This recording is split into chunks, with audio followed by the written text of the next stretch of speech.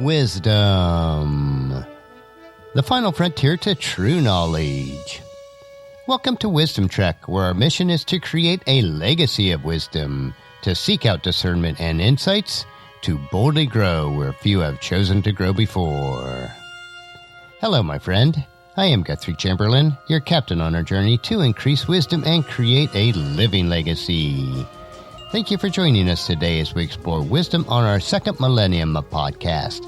This is day 1164 of our trek, and it is time for Meditation Monday.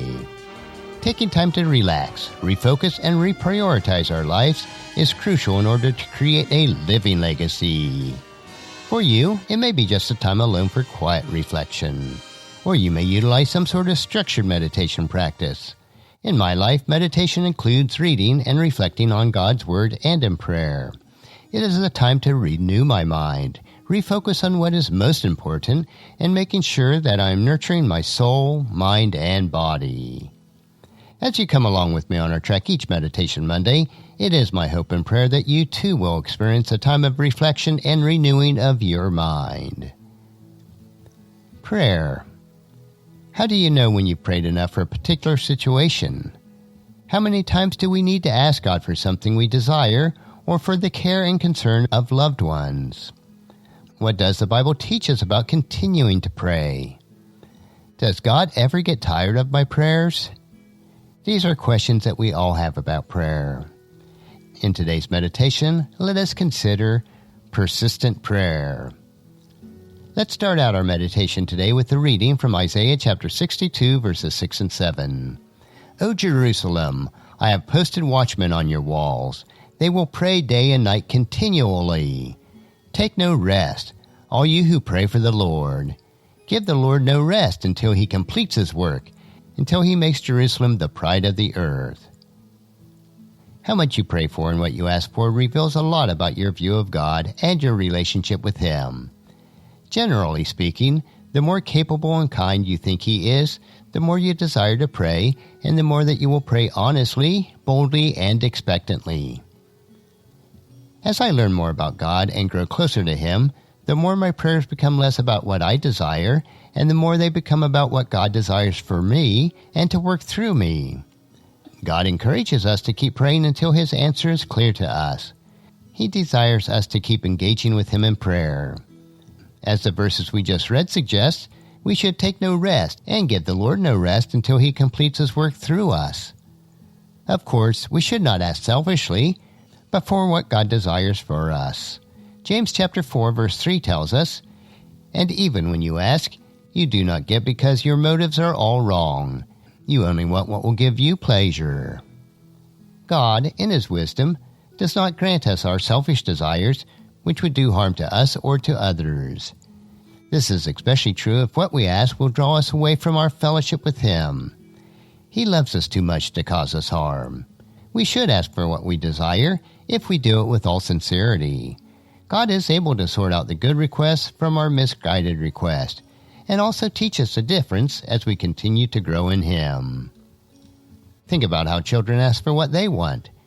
They may not know the difference between what is good or bad for them in their requests, but as their parents, we should discern the difference and only grant them what is good for them. God is the same with our prayer request. God is much more generous than even the best parents. He is not reluctant to bless his children. Our prayer life should reflect that. As we learn to pray more and with a sincere heart, we will be discovering that investing time with God is the greatest blessing of all, even if we do not receive what we request. Jesus himself encourages us to keep on praying and communicating with God, and he will take care of the answers. Matthew chapter 7, verses 7 through 11. Keep on asking, and you will receive what you ask for.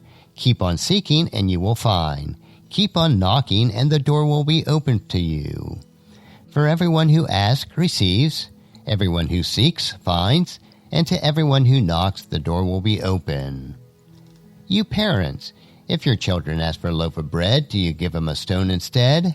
Or if they ask for a fish, do you give them a snake? Of course not.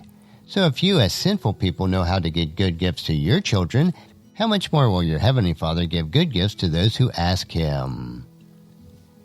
The bottom line is that prayer is essential to our relationship with God. He wants His children to come to Him for what they need. What we need most of all is Him. And that's a wrap for today's meditation. Next week we will continue on our trek on Meditation Monday as we take time to reflect on what is most important in creating our living legacy. On tomorrow's trek we will explore another wisdom quote. This 3-minute wisdom supplement will assist you on becoming healthy, wealthy, and wise each day. Thank you for joining me for this trek that we call life. Encourage your friends and family to join us and to come along with us tomorrow for another day of Wisdom Trek, creating a legacy. If you'd like to listen to any of the past 1,163 daily treks or read the daily journals, they are all available at wisdom-trek.com. And I encourage you to subscribe to Wisdom Trek on your favorite podcast player so that each day will be downloaded to you automatically. And thank you so much for allowing me to be your guide, your mentor, but most importantly, I am your friend as I serve you through the Wisdom Trek podcast and journal each day. And as we take this trek of life together, let us always live abundantly, love unconditionally, listen intentionally, learn continuously, lend to others generously, lead with integrity, and then leave a living legacy each day. I am Guthrie Chamberlain, reminding you to keep moving forward, enjoy your journey, and then create a great day every day.